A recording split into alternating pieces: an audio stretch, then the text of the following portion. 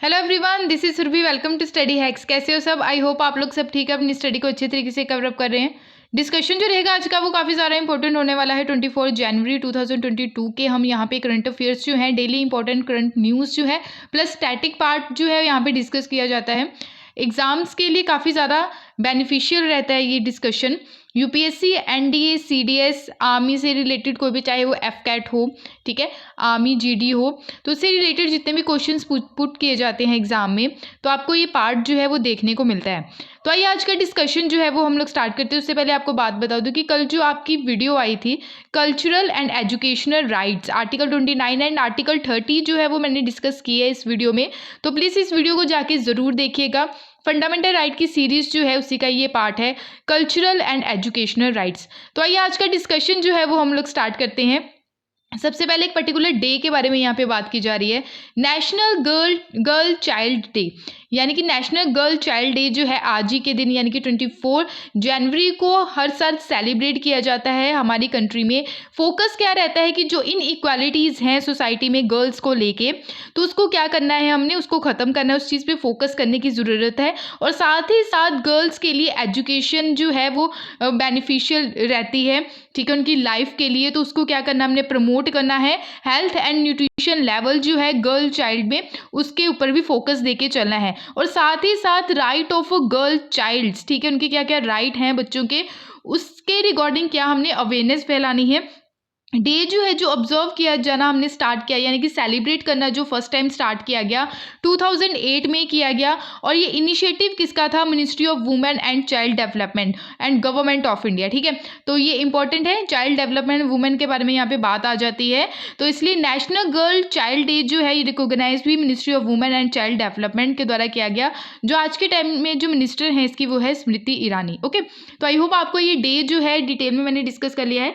इसके रिगार्डिंग कोई भी डाउट होगा तो प्लीज़ आप लोग अपने डाउट्स को कमेंट सेक्शन में ज़रूर लिखिएगा, ठीक है।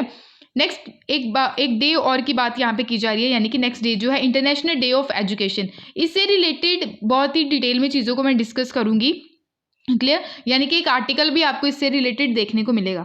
International day of education, education की अगर बात करें आज के टाइम में बहुत ही ज़्यादा जो है एजुकेशन को लेके काफ़ी ज़्यादा डिज़ास्टर्स आपको देखने को मिलते हैं, क्योंकि कोविड के ड्यूरेशन में पढ़ाई जो है स्पेशली बच्चों की प्री प्राइमरी स्कूल, स्पेशली जो छोटी क्लासेस रहती है जैसे कि प्री नर्सरी हो गया, LKG, UKG, first second third, ठीक है, तो इनकी एजुकेशन पे ऊपर इनकी एजुकेशन के ऊपर सबसे ज़्यादा इम्पैक्ट पड़ा है आज के टाइम में। स्पेशली कोविड की महामारी के टाइम में बहुत ज़्यादा इनकी पढ़ाई के ऊपर इम्पैक्ट पड़ा है, ठीक है।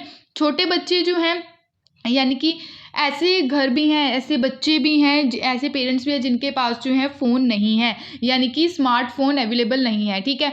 तो उसकी वजह से जो ऑनलाइन आज के टाइम में पढ़ाई हो रही है तो उससे वंचित रह रहे हैं आज के टाइम में, ठीक है। तो कैसे हम इस चीज़ को कवर कर पाएंगे, कैसे इन बच्चों को प्रॉपर एजुकेशन प्रोवाइड करवा पाएंगे, तो ये भी एक अहम मुद्दा है आज के टाइम में, ठीक है।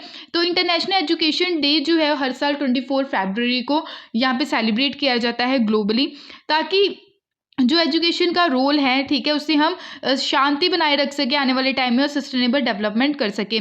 थीम जो है इसकी, यानी कि 4th ये इंटरनेशनल डे ऑफ एजुकेशन हम सेलिब्रेट कर रहे हैं 2022 में।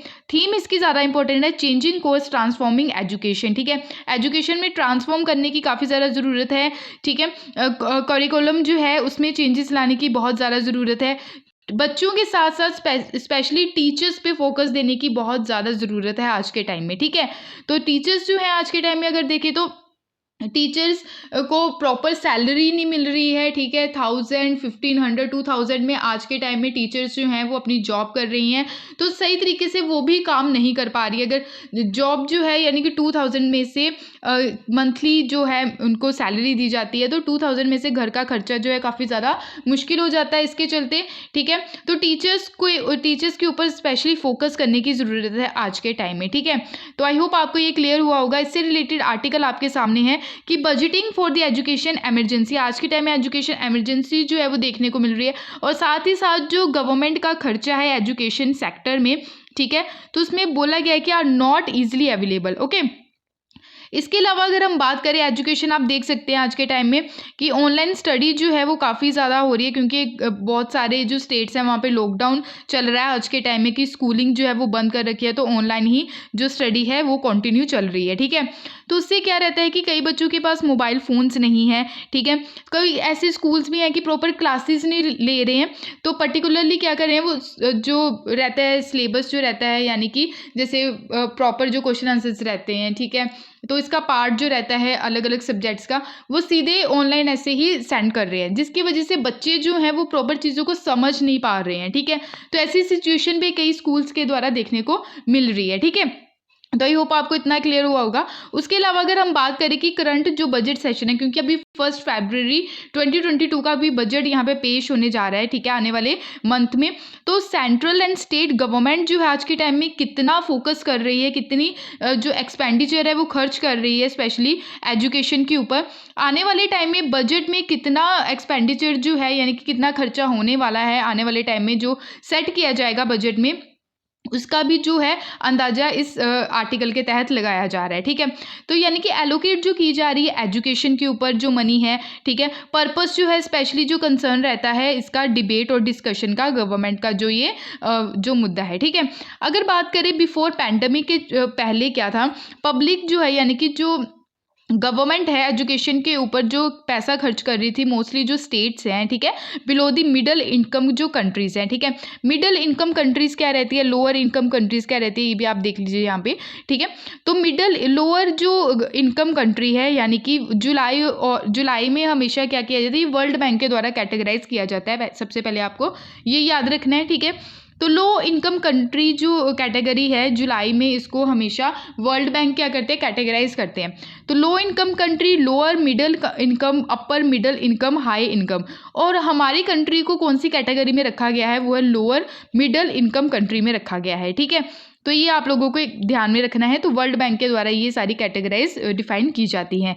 अगर बात करें जो मोस्ट जो मेजर स्टेट्स हैं वो पैसा जो खर्च करते हैं अपना स्टेट इनकम का स्पेशली एजुकेशन के ऊपर, 2.5% है टू 3.1% तक। ठीक है, ये बोला गया मिनिस्ट्री ऑफ एजुकेशन के द्वारा एनालाइज किया गया है। ठीक है, बजटेड एक्सपेंडिचर ऑन एजुकेशन। ठीक है, एजुकेशन पे बहुत ज़्यादा पैसा लगाने की ज़रूरत है आज के टाइम में। ठीक है, बच्चों की स्टडी के ऊपर फोकस तो करना ही करना है, साथ में टीचर्स के ऊपर फोकस करने की बहुत ज़्यादा ज़रूरत है। ठीक है, अगर कंपेयर करें 4.3% जो है जीडीपी का, स्पेशली जो लोअर मिडल इनकम कंट्रीज़ है, यानी कि इसमें हमारी कंट्री भी आ जाएगी। ठीक है, तो लोअर मिडल इनकम कंट्री में हमारी कंट्री को डिफाइन किया गया है वर्ल्ड बैंक के द्वारा। तो बिटवीन 2010 से 2018 तक जो हमारी कंट्री का जीडीपी का टोटल खर्च एजुकेशन के ऊपर हुआ है वो है 4.3%। ओके, तो लोअर इनकम जो कंट्रीज़ हैं उनके द्वारा इंक्रीज़ किया गया, यानी कि लो इनकम कंट्रीज़ जो हैं उनके द्वारा इंक्रीज़ किया गया अपना स्पेंडिंग जो है एजुकेशन के ऊपर जीडीपी का 3.2% से 3.5%। ठीक है, तो ये वर्ल्ड बैंक के द्वारा डिफाइन किया जाता है, स्पेशली जो एजुकेशन फाइनेंस वॉच है 2021 के हिसाब से।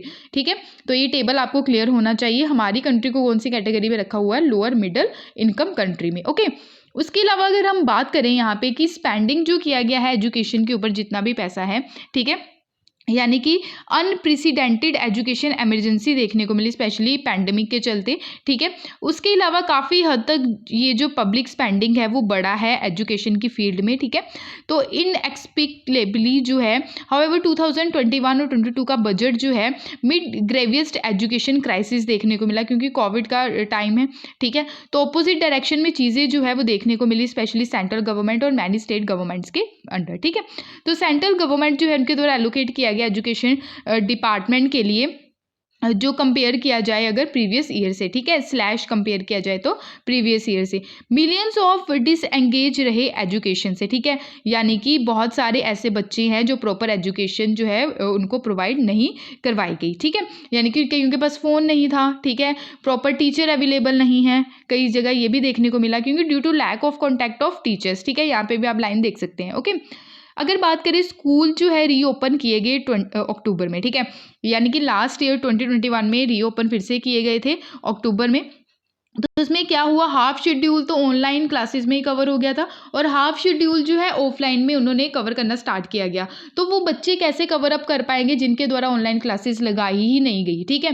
तो उनके लिए काफ़ी दिक्कत हुई इसके चलते। अगर कुछ स्टेट्स की बात करें, वहाँ पे प्राइमरी स्कूल्स जो हैं, कई स्टेट में प्राइमरी स्कूल हैं, वहाँ पे ओपन ही नहीं किए गए, ठीक है।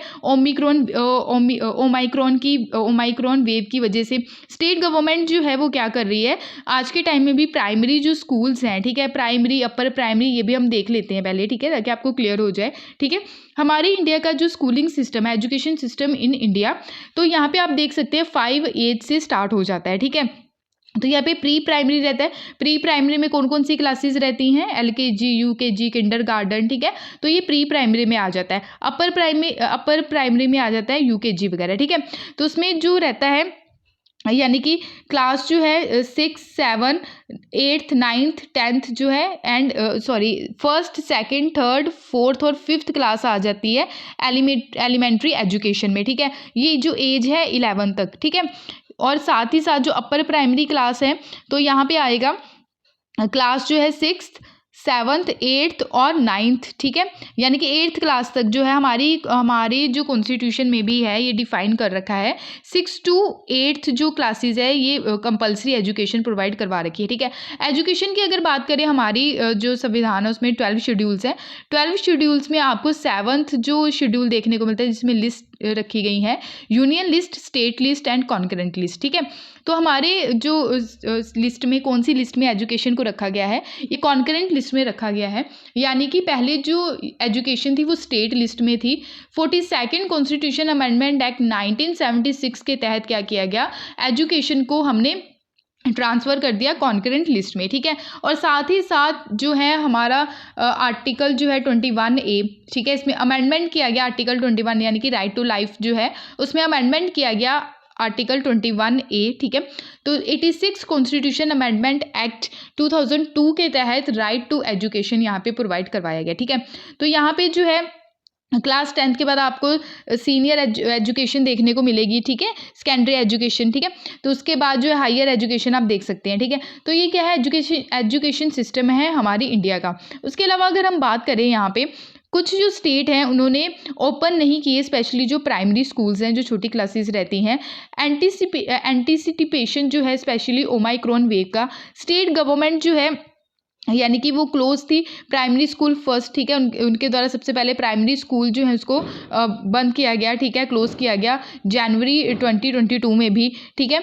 तो ऑल इंटरनेशनल जो ट्रेंड्स देखने को मिल रहे थे उसके चलते, और साथ ही साथ पब्लिक स्पेंडिंग जो है वो इंक्रीज़ हुई, ठीक है, यानी वो कम इंक्रीज़ हुई बट नॉट सफिशिएंट कंडीशन रही, ठीक है, क्योंकि प्रॉब्लम्स को जो है वो फेस कर रहे हैं कई सारे एरियाज़ में लोग। तो मैनी स्टेट गवर्नमेंट जो है, सेंट्रल गवर्नमेंट जो है, ये क्या कर रही है, स्पेंड तो कर रही है पब्लिक रिसोर्सेज, किसके ऊपर, टेक्नोलॉजी के ऊपर, ठीक है, टेक्नोलॉजी एंड एजुकेशन के ऊपर। बट ये गुड टाइम है आज के टाइम में कि पब्लिक रिसोर्सेज जो हैं वो स्पेंड किए जो जा रहे हैं टेक्नोलॉजी के ऊपर पैंडेमिक के ड्यूरेशन में, क्योंकि लेस देन 20% ही आज के टाइम में जो टोटल स्टूडेंट्स हैं वो वीडियो लेक्चर्स देख पा रहे हैं। टीचर्स जो है central to the quality of education, ठीक है, यानी कि आज के टाइम में, यानी कि आने वाले बजट में क्या जो टीचर्स के ऊपर फोकस देने की ज़रूरत है आज के टाइम में भी, ठीक है। अगर बात करें आने वाले बजट सेशन में एजुकेशन के ऊपर क्या क्या जो है एक्सपेंडिचर खर्च करने की बात की जाएगी, इसके ऊपर भी फोकस किया जाएगा, ठीक है, यानी कि करने की ज़रूरत भी है, ओके। कि क्यों नहीं आज के टाइम में टीचर्स के ऊपर, टीचर ट्रेनिंग के ऊपर फोकस नहीं किया जाता, ये भी एक सोचने वाली बात है। यूनेस्कोस 2030 फ्रेमवर्क के हिसाब से देखें तो सजेस्ट जो किया गया था public education spending level between 4% and 6% GDP का, ठीक है। तो 15 to 20% पब्लिक एक्सपेंडिचर यहाँ पे डिफाइन किया गया था, ठीक है। और साथ ही साथ 2030 का यहाँ पे टारगेट भी रखा गया है कि आने वाले टाइम में GDP का 4% एंड 6% GDP का खर्च होगा, और पब्लिक एक्सपेंडिचर जो है 15 to 20% खर्च किया जाएगा, ठीक है। रिसेंटली वर्ल्ड बैंक के द्वारा भी स्टडी की गई थी कि इंडिया के द्वारा 14.1% जो है बजट के लिए रखा गया एजुकेशन के लिए। अगर कंपेयर करें तो 18.5% वियतनाम में, 20.6% इंडोनेशिया में, ठीक है। सिमिलर लेवल है जीडीपी का, ठीक है, जो खर्च किया जाता है एजुकेशन के ऊपर। अगर बात करें तो इंडिया में हायर शेयर यानी कि हमारी कंट्री में जो पॉपुलेशन है, ठीक है, वो एज जो रहती है यानी कि काफ़ी यंग पॉपुलेशन है हमारी कंट्री की, ठीक है।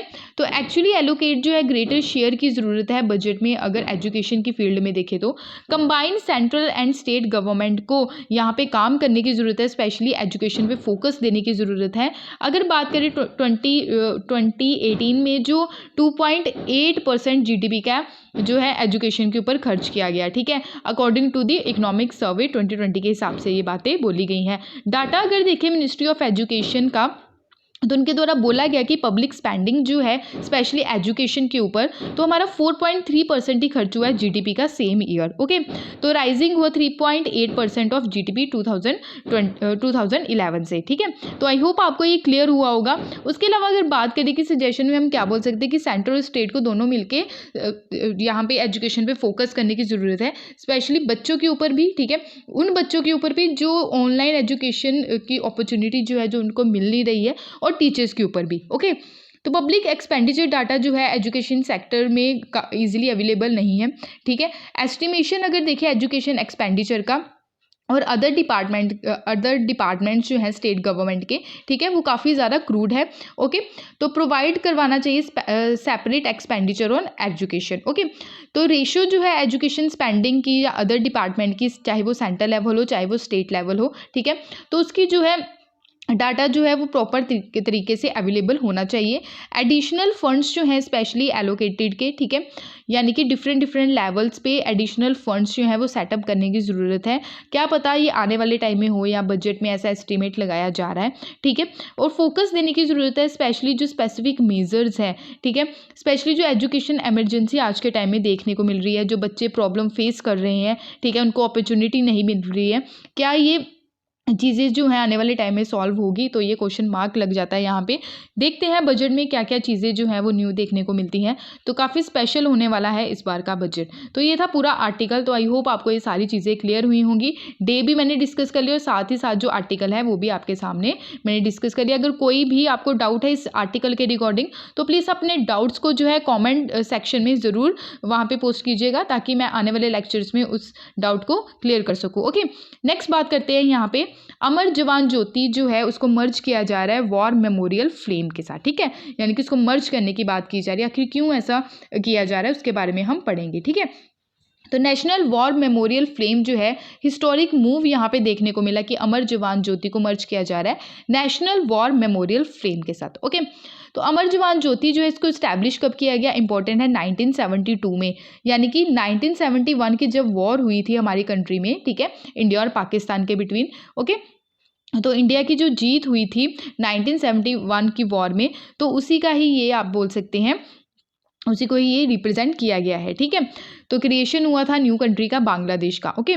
प्राइम मिनिस्टर जो थी उस टाइम हमारी कंट्री की इंदिरा गांधी जी, उनके द्वारा इनोग्रेट किया गया था इसको रिपब्लिक डे के उपलक्ष्य पे 1972 में, आफ्टर इंडिया ने जब डिफीट किया था पाकिस्तान को 1971 की वॉर में, ठीक है। एक्सटर्नल फ्लेम जो यहाँ पे देखने को मिलती है अमर जवान ज्योति की, ठीक है, इंडिया गेट में आप देख सकते हैं यहाँ पे, और ये सेंट्रल दिल्ली में आपको देखने को मिलता है, और ये आइकॉनिक सिंबल है हमारे जो जवान हैं उनके द्वारा शहीदी जो प्राप्त की गई, ठीक है, उनको ये समर्पित है। आइकॉनिक सिंबल है ये नेशन का, जो ट्रिब्यूट यानी कि ट्रिब्यूट पे किया जाता है हमारे जो सोल्जर्स थे, बहादुर सोल्जर्स थे, ठीक है, जो शहीद हुए उस ड्यूरेशन में वॉर्स में अलग अलग, ठीक है, उनको समर्पित है ये, ठीक है। तो इंडिया गेट मेमोरियल जो है ये बिल्ट किया गया था फर्स्ट टाइम ब्रिटिश गवर्नमेंट के द्वारा, किसकी याद में, जब ब्रिटिश इंडियन आर्मी सोल्जर्स थे उनके द्वारा अपनी जान जो है वो गंवाई गई बिटवीन 1914 टू 1921, क्योंकि ये वर्ल्ड वॉर फर्स्ट का भी टाइम था, ओके। रीज़न क्या है रीलोकेशन करने का, ठीक है।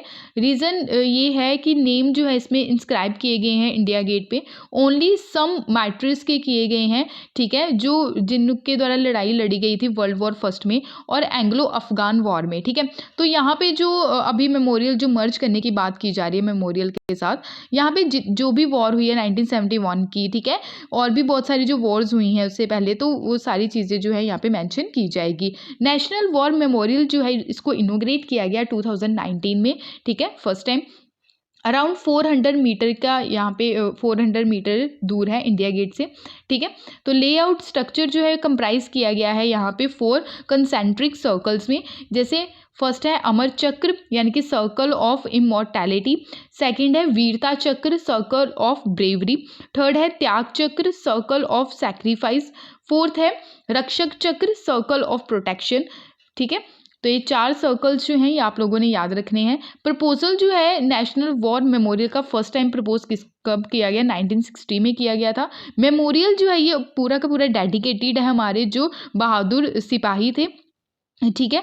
तो ये जो है यानी कि डिफेंड किया गया था हमारी कंट्री को इनके द्वारा ड्यूरिंग शिनो इंडियन वॉर जो है 1962 में, जब चाइना के साथ हमारी वॉर हुई थी, और इंडो पाक वॉर जो है 1947, 1965 एंड 1971, यानी कि 3 लड़ाइयाँ हमारी हुई इंडिया और पाकिस्तान के बिटवीन में, ठीक है। इंडियन पीस कीपिंग फोर्स जो ऑपरेशन चलाए गए थे श्रीलंका में, ठीक है, वहाँ पे भी हमारे कई जवान शहीद हुए। कारगिल कॉन्फ्लिक्शन हुआ 1999 में।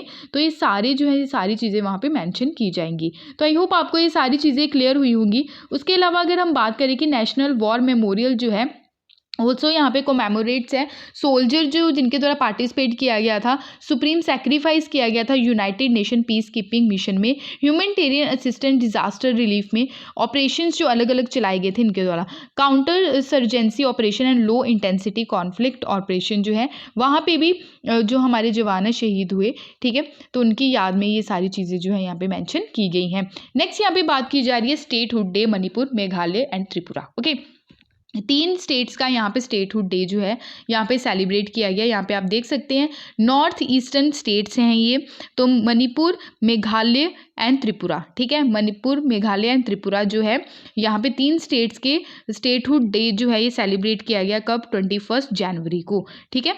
तो आई होप आपको ये क्लियर है। नेक्स्ट अब आर्टिकल देख लेते हैं।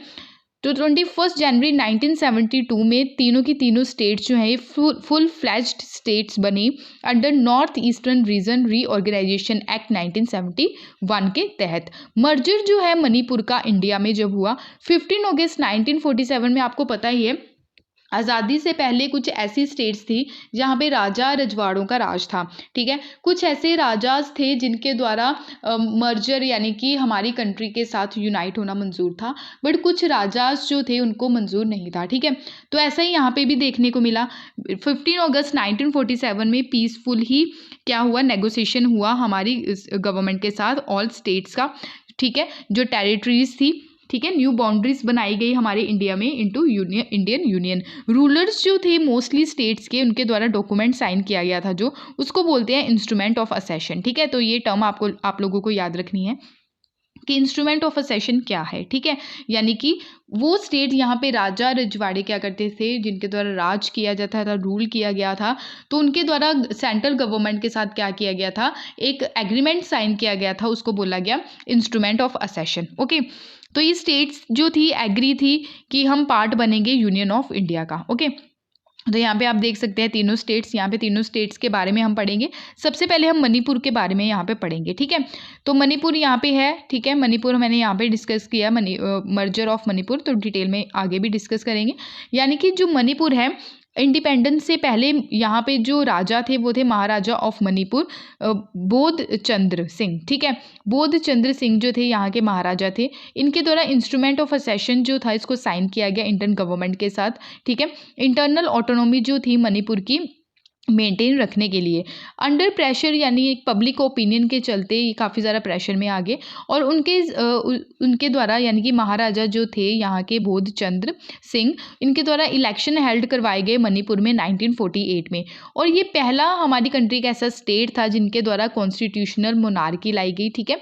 और साथ ही साथ मणिपुर ऐसी स्टेट बनी first part of the India कि इलेक्शन यहाँ पे हुए यूनिवर्सल एडल्ट फ्रेंचाइज के चलते, यानी कि 18 ईयर्स की जो एज थी, पहले तो 18 ईयर्स की नहीं थी, पहले कितनी थी ये आप बताइएगा, फिर इसको चेंज किया गया था, ठीक है। तो यूनिवर्सल एडल्ट फ्रेंचाइज के चलते इलेक्शन यहाँ पे हेल्ड हुए। मणिपुर ऐसी स्टेट पहली बनी थी, ठीक है, तो ये याद रखिएगा।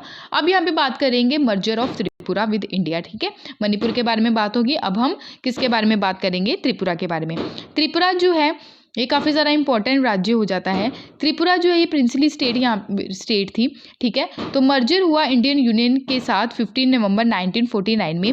लास्ट किंग जो थे इसके वीर विक्रम थे, ठीक है, यानी कि इनके द्वारा जो है थ्रोन, यानी कि ये राजगद्दी पे बैठे थे इमीडिएटली बिफोर इंडियाज़ इंडिपेंडेंस। ये क्या हो गए, यानी कि इंडिपेंडेंस से पहले इनकी क्या होगी, डेथ होगी। फिर इनके जो माइनर सन थे किरी विक्रम माणिक्या, ठीक है, तो ये थ्रोन पे नहीं बैठ सकते थे क्योंकि ये माइनर थे। तो फिर इनकी जो विडो क्वीन थी कंचन प्रभा, इनके द्वारा चार्ज संभाला गया त्रिपुरा का, ठीक है। फिर एडमिनिस्ट्रेटिव चार्जेस जो है इनके द्वारा संभाला गया और ये इंस्ट्रूमेंटल ऑफ मर्जर जो है यानी कि साइन किया गया। तो त्रिपुरा किंगडम जो है ये मर्ज हो गया इंडियन यूनियन के साथ, ठीक है। अब बात करते हैं मर्जर ऑफ मेघालय के बारे में, ठीक है। 1947 के जो रूलर्स थे गैरो एंड खासी रीजन के, ठीक है, न्यूली इंडिपेंडेंट कंट्रीज जो हैं, ठीक है। तो न्यूली इंडिपेंडेंट जो कंट्री हमारी निकल के आई थी 1947 के बाद, ठीक है। मेघालय जो है ये स्मॉल हिली स्टेट है जो लोकेटेड है नॉर्थ ईस्टर्न रीजन में और ये एग्जिस्टेंस में आई 1970 में, ठीक है, 2 अप्रैल। तो याद रखिएगा। असम जो है autonomy state with in the state of Assam, वहाँ से निकल के आई, ठीक है। कंप्राइजिंग है इसमें यूनाइटेड खासी जयंती एंड गैरो हिल्स, ठीक है। तो काफ़ी बार आपको ये पढ़ा भी दिया हुआ है, ओके। नेक्स्ट यहाँ पे बात की जा रही है पराक्रम दिवस के बारे में। ये काफ़ी ज़्यादा इंपॉर्टेंट है, यूपीएससी के द्वारा इससे रिलेटेड क्वेश्चन भी पूछा गया था, ठीक है, ओके। तो बात करते हैं हम पराक्रम दिवस के बारे में। नेताजी सुभाष चंद्र बोस की जो बर्थ एनिवर्सरी है उसको पराक्रम दिवस के नाम पे भी हमारी कंट्री में सेलिब्रेट किया जाता है, ठीक है। तो अब की बार जो इनकी बर्थ एनिवर्सरी सेलिब्रेट की गई वो की गई 125th बर्थ एनिवर्सरी, ओके। तो सुभाष चंद्र बोस आपदा प्रबंधन पुरस्कार भी इनकी बर्थ एनिवर्सरी पे दिया जाता है, ठीक है। फॉर दी 2019, 2020, 21 और 2022 में दिया गया, ठीक है। 2022 का भी दिया गया, ठीक है, इनकी बर्थ एनिवर्सरी पे। एनुअली इसको यहाँ पे डिस्ट्रीब्यूट किए जाते हैं प्राइज़, ठीक है। रिकोगनाइज किया जाता है ऑनर स्पेशली जो इनवैल्यूएबल कंट्रीब्यूशन रहता है, सेल्फलेस सर्विस जो जिसके द्वारा प्रोवाइड करवाई जाती है इंडिविजुअल या फिर ऑर्गेनाइजेशन को ये दिया जाता है। अवार्ड जो अनाउंस किया जाता है एवरी ईयर किया जाता है 23 जनवरी को और साथ ही साथ कैश प्राइज रहता है यहाँ पे 51 लाख एंड सर्टिफिकेट रहता है इंस्टीट्यूशन के लिए। अगर इंडिविजुअल की बात करें तो 5 लाख एंड सर्टिफिकेट यहाँ पे प्रोवाइड करवाया जाता है। अब हम बात करते हैं सुभाष चंद्र बोस जी के बारे में। सुभाष चंद्र बोस जी जो है इनका बर्थ जो हुआ 23 जनवरी 1907 में हुआ कटक ओडिशा में, जो वेस्ट बंगाल प्रोविंस में आता है। प्रोविंस यानी कि स्टेट, ओके। प्रवास जो है प्रभवती दत्त बोस, यानी कि इनके जो माता जी का नाम था प्रभवती दत्त बोस एंड जानकी नाथ बोस, ठीक है। सॉरी, इनके फादर का नाम था प्रभावती दत्त बोस एंड जानकी नाथ बोस, ठीक है। तो इनके जो पेरेंट्स हैं इनका नाम यहाँ पे मेंशन है और साथ ही साथ इनकी जयंती को सेलिब्रेट किया जाता है पराक्रम दिवस 23 जनवरी को हर साल, ठीक है। एजुकेशन एंड अर्ली लाइफ के बारे में बात करें तो 1919 में इनके द्वारा इंडियन सिविल सर्विसेज एग्जामिनेशन जो है वो क्लियर किया गया था। बाद में इनके द्वारा रेजिग्नेशन दे दिया गया था, ओके। यानी कि ये हाईली इन्फ्लुएंस्ड भी थे विवेकानंद जी के जो टीचिंग कॉन्सेप्ट थे उससे और इनके स्पिरिचुअल गुरु भी थे, ठीक है। यानी कि ये कंसीडर करते थे इनको स्पिरिचुअल गुरु, किसको, स्वामी विवेकानंद जी को। और साथ ही साथ इनके पॉलिटिकल मेंटर कौन थे, चित्तरंजन दास, इंपॉर्टेंट है, याद रखिएगा। इनके द्वारा जो है वर्क किया गया editor as a Das newspaper Forward and इनके द्वारा बाद में स्टार्ट किया गया न्यूज़पेपर जिसका नाम था स्वराज, ओके। 1930s में क्लोजली एसोसिएटेड थे विद लेफ्ट पॉलिटिकल्स इन कांग्रेस, किनके साथ, जवाहरलाल नेहरू एंड एम.एन. रॉय के साथ। एम.एन. रॉय काफ़ी ज़्यादा इंपॉर्टेंट नाम है, ठीक है। एम.एन. रॉय कौन थे, इनके द्वारा फर्स्ट आइडिया दिया गया था कॉन्स्टिट्यूशन का, ठीक है, इंपॉर्टेंट है। तो बोस जो है यानी कि सुभाष चंद्र बोस जो हैं रेजिडेंशियल इलेक्शन इनके द्वारा जीते गए हरिपुरा सेशन के 1938 में। फिर बाद में 1939 में त्रिपुरी सेशन हुआ, वहाँ पे भी इनके द्वारा प्रेसिडेंशियल इलेक्शंस जो हैं वो लड़े गए अगेंस्ट जो गांधी जी के कैंडिडेट थे पिताबी सित्तारमैया, ठीक है। तो ड्यू टू आइडियोलॉजिकली डिफरेंसेस के चलते गांधी जी के साथ सुभाष चंद्र बोस जी के द्वारा क्या किया गया, रिज़ाइन दे दिया गया और इनके द्वारा कांग्रेस पार्टी को छोड़ दिया गया और राजेंद्र प्रसाद जो है इनकी जगह अपॉइंट किए गए। इनके द्वारा न्यू पार्टी जो है, कांग्रेस छोड़ने के बाद इनके द्वारा न्यू पार्टी जो है वो फाउंड की गई, जिसका नाम था फॉरवर्ड ब्लॉक। इंपॉर्टेंट है, ये भी याद रखना आप लोगों को। ओके, इंडियन नेशनल आर्मी की बात करें तो वर्ल्ड वॉर सेकेंड के दौरान में, यानी कि 1939 से 1945 तक जो वर्ल्ड वॉर सेकेंड चली, उस दौरान में जो सिंगापुर में काफ़ी ज़्यादा यहाँ पे देखने को मिला, यानी कि जापानीज़ कंट्रोल था सिंगापुर में। ठीक है, तो जापानीज़ के साथ मिलकर इनके द्वारा इंडियन नेशनल आर्मी को क्या किया गया था, इस्टेब्लिश किया गया था। ठीक है, यानी कि Singapore from Germany, July 1943 to. ठीक है, तो फेमस कॉल यहाँ पे, यानी कि इनके द्वारा एक स्लोगन दिया गया था, दिल्ली चलो। ठीक है, तो अनाउंस किया गया था फॉर्मेशन आज़ाद हिंद गवर्नमेंट का इनके द्वारा, इंडियन नेशनल आर्मी भी 21 अक्टूबर 1943 में। इंडियन नेशनल आर्मी जो है फर्स्ट फॉर्म की गई, यानी कि किसके अंडर, हमारे इंडियन साइड से Mohan Singh and Japanese side से थे मेजर इवाची जो है फौजीवारा। ठीक है, अगर कंप्राइज्ड की बात करें, कंप्राइज किया गया था इसमें इंडियन प्रिजनर्स थे, प्रिजनर ऑफ वॉर थे ब्रिटिश इंडियन आर्मी के, जो कैप्चर किए गए थे जापानीज़ के द्वारा। कहाँ पे, मलयालम, यानी कि आज के टाइम में मलेशिया। क्लियर, तो कैंपेन जो था वहाँ पे मलेशिया में था, फिर बाद में सिंगापुर में इनको लाया गया। इंडियन नेशनल आर्मी जो इनमें इंक्लूडेड थे इंडियन प्रिजनर्स ऑफ वॉर जो सिंगापुर में थे। ठीक है, इंडियन सिविलियंस जो थी स्पेशली साउथ ईस्ट एशिया के, तो स्ट्रेंथ जो टोटल थी आर्मी पर्सनल्स की वो थी 50,000। यहाँ पे जो महिलाएं हैं उनके द्वारा भी पार्टिसिपेट किया गया था। इंडियन नेशनल आर्मी जो है, ठीक है, तो इनके द्वारा यानी कि लड़ाई लड़ी गई फोर्सेस काफ़ी थी 1944 में, ऐसा देखने को मिला, स्पेशली बॉर्डर जो था इम्फॉल एंड बुर्मा का। ठीक है, तो नवंबर 1945 में ब्रिटिश के द्वारा क्या किया गया, हमारी जो ये इंडियन नेशनल आर्मी थी उसको हरा दिया गया। तो इमीडिएटली मैसिव डेमोन्स्ट्रेशन देखने को मिला ऑल ओवर दी कंट्री। अगर इनकी डेथ के बारे में बात करें तो आज के टाइम में कंट्रोवर्सी बनी हुई है। ठीक है, कॉन्स्पिरेंसी है, तो माना जा रहा है कि 1945 में इनकी डेथ हुई थी प्लेन क्रैश के चलते इन ताइवान। तो अभी भी इसकी कॉन्स्पिरेंसी थ्योरीज देखने को मिलती है इनकी डेथ से रिकॉर्डिंग। तो आई होप आपको ये सारी चीज़ें क्लियर हुई होंगी। अब यहाँ पे बात कर रहे हैं कि टाइगर की संख्या जो है वो बढ़ाने की बात की गई थी 2022 में। ओके, तो 2022 में टाइगर्स की जो संख्या है वो बढ़ाने की बात की गई थी। अभी 5th यहाँ पे एक्सरसाइज यानी कि एक समिट देखने को मिली है टाइगर से रिलेटेड। ठीक है, तो ये बांदीपुर और नागरहोल टाइगर रिजर्व कहाँ पे है, ये कर्नाटका में, याद रखना आप लोगों को। ठीक है, तो all India tiger and mega herbivores estimation लगाया गया है और 5th एक्सरसाइज इसकी देखने को मिली है, यानी कि 2006, 2010, 2004, 2018 में जो है टाइगर सर्वे किया गया था। ठीक है, तो यहाँ पे आप देख सकते हैं, यहाँ पे टाइगर सर्वे जो है, ठीक है, तो अप्रोक्स आप देख सकते हैं, यानी कि हर बार 4 साल बाद, सॉरी हर बार नहीं, 4 ईयर्स के बाद यहाँ पे टाइगर सेंसस जो है वो कंडक्ट करवाया जाता है नेशनल टाइगर कंजर्वेशन अथॉरिटी के द्वारा। ओके, तो अभी यहाँ पे 4th एशिया मिनिस्ट्रियल कॉन्फ्रेंस देखने को मिली है टाइगर कंजर्वेशन जिसको बोला जाता है। रिसेंटली ही 4th यहाँ पे 4th नंबर की आप याद रखिएगा इसको। ठीक है, तो India's national tiger conservation authority जो है इनके द्वारा डिसाइड किया गया था कि इंट्रोड्यूस की जाएंगी स्पेशली जो गाइडलाइंस है कि कैसे हम री इंट्रोड्यूस करेंगे टाइगर्स को। ठीक है, यूज़ करके टाइगर रेंज कंट्रीज़ को। ठीक है, यानी कि टाइगर्स की संख्या जो है वो डबल करने की बात की गई थी 2022 में। ठीक है, इसको फोकस करके यहाँ पे बातें की गई हैं। कॉन्फ्रेंस में इंपॉर्टेंट बात यह भी की गई है कि कैसे जो प्रोग्रेस लेके चलना है आने वाले टाइम में ग्लोबल टाइगर रिकवरी प्रोग्राम को लेके, और कमिटमेंट जो की गई थी टाइगर कंजर्वेशन को लेके। ये ऑर्गेनाइज करवाया गया Malaysia and global tiger form के द्वारा। इंडिया के द्वारा बोला गया कि आने वाले टाइम में टाइगर रेंज कंट्रीज़ जो हैं, ठीक है, फाइनलाइज किया जाएगा new Delhi declaration for global tiger summit 2022 में, इस ठीक है, जो होगी रशिया में। ठीक है, तो ये याद रखिएगा। प्री टाइगर समिट की बात करें तो हमारी कंट्री में हुई थी 2010 में न्यू दिल्ली में।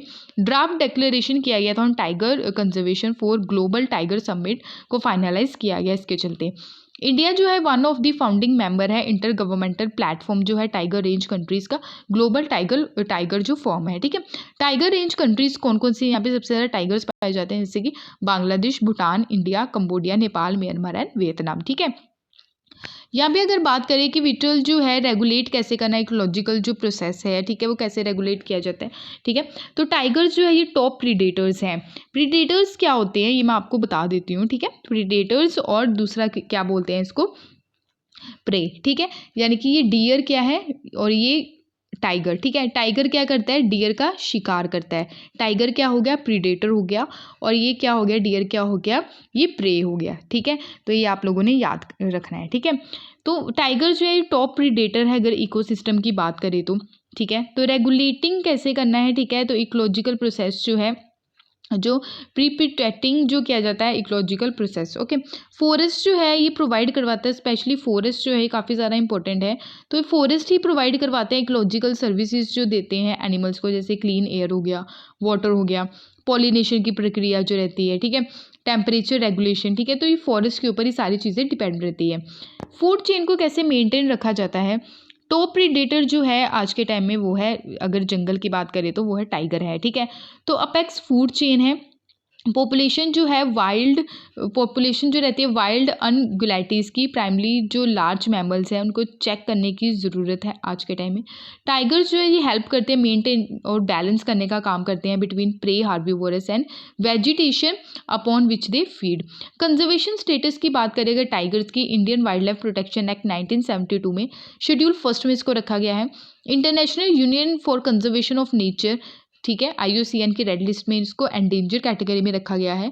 Convention on international trade in endangered species of wild life fauna and flora cities, यानी कि तो इसको अपेंडिक्स फर्स्ट में रखा गया है। तो आई होप आपको ये क्लियर हुआ होगा। टाइगर पॉपुलेशन की अगर बात करें हमारी कंट्री में, इंडिया में 70% जो है टाइगर की पॉपुलेशन है ग्लोबली। इंडिया में 53 टाइगर रिजर्व्स हैं अक्रॉस दी 18 स्टेट्स, और लास्ट जो टाइगर सेंसस किया गया था 2018 में, ठीक है, तो उसके हिसाब से जो टाइगर्स की संख्या है वो काफ़ी ज़्यादा इंक्रीज़ हुई। तो सबसे ज़्यादा टाइगर्स की संख्या जो है पॉपुलेशन मध्य प्रदेश में पाई जाती है, यानी कि 526 है 2018 के सेंसस के हिसाब से, ठीक है। तो सबसे ज़्यादा मध्य प्रदेश में टाइगर्स पाए जाते हैं। उसके बाद कर्नाटका में है, उसके बाद आप देख सकते हैं उत्तराखंड में है, उसके बाद है महाराष्ट्र, तमिलनाडु, ठीक है, असम एंड केरला। तो ये याद रखना आप लोगों को। सबसे पहला जो टाइगर सेंसस था 2006 में कंडक्ट करवाया गया, उसके बाद 2010 में करवाया गया, फिर 2014 में, फिर 2018 में, ठीक है। तो गुरु घासीदास छत्तीसगढ़ में जो टाइगर रिजर्व है इसको 53rd टाइगर रिजर्व जो है डिक्लेयर किया गया था। इंडिया में रिमार्केबल जो देखने को मिला है फीट डबलिंग करने का, स्पेशली 2018 से हमने यहाँ पे गोल रखा था कि आने वाले 4 सालों में 2022 तक हमने टाइगर्स की जो पॉपुलेशन है वो डबल करनी है। सेंट पीटर्सबर्ग डिक्लेरेशन में ये सारी चीज़ें जो की गई थी, ठीक है। उसके अलावा अगर हम बात करें कि रिलेटेड स्टेप्स जो हैं हमारी गवर्नमेंट के द्वारा क्या क्या लिए गए हैं कि हमने टाइगर की जो पॉपुलेशन है वो डबल करनी है, यानी फर्स्ट है कंजर्वेशन अश्योर टाइगर्स स्टैंडर्ड, यानी कि कैट्स, ये याद रखना है, कैट्स किससे रिलेटेड है, टाइगर से रिलेटेड है, कंजर्वेशन अश्योर टाइगर स्टैंडर्ड। तो इसके तहत 14 टाइगर रिजर्व्स जो है इंडिया में ऑलरेडी अवॉर्डेड थे विद इंटरनेशनल कैट्स एक्सट्रीडेशन के तहत। तो एफर्ट लगाया गया, आने वाले टाइम में भी लगाया जाएगा कि मोर टाइगर रिजर्व्स जो हैं वो सेटअप किए जाएँ कंट्री में। प्रोजेक्ट टाइगर लाया गया 1973 में, और ये सेंट्रली स्पॉन्सर स्कीम है, यानी कि सेंट्रल और स्टेट यहाँ पे दोनों मिलकर काम करेंगे, और ministry of environment, forest and climate change के द्वारा ये लॉन्च किया गया 1973 में, ठीक है। और साथ ही साथ टाइगर्स जो है, टाइगर्स नेशनल पार्क भी यहाँ पे सेटअप करने की बात की गई। बजटरी एलोकेशन की बात करूँ तो बजटरी एलोकेशन जो है टाइगर कंजर्वेशन, ठीक है, इंक्रीज करने की बात की, यानी कि बजट जो सेटअप किया गया 185 करोड़ 2014 में टू 300 करोड़ 2022 में। तो आई होप आपको ये चीज़ क्लियर हुई होगी। तो यहाँ पे आप देख सकते हैं टोटल 53 टाइगर रिजर्व्स हैं हमारी कंट्री में। तो कौन कौन सी हैं ये मैप आपके सामने है। तो ये था आज का लेक्चर। आई होप आपको ये सारी चीज़ें क्लियर हुई होंगी। अगर फिर भी कोई डाउट होगा इस लेक्चर के रिगार्डिंग तो अपने डाउट्स को कमेंट सेक्शन में ज़रूर शेयर कीजिएगा। PDF के लिए आप टेलीग्राम को ज्वाइन कर सकते हैं, इंस्टाग्राम पे भी आप फॉलो कर सकते हैं। अगर वीडियो पसंद आई है तो प्लीज़ लाइक, शेयर और सब्सक्राइब ज़रूर कीजिएगा। Thank you for watching my video. जय हिंद।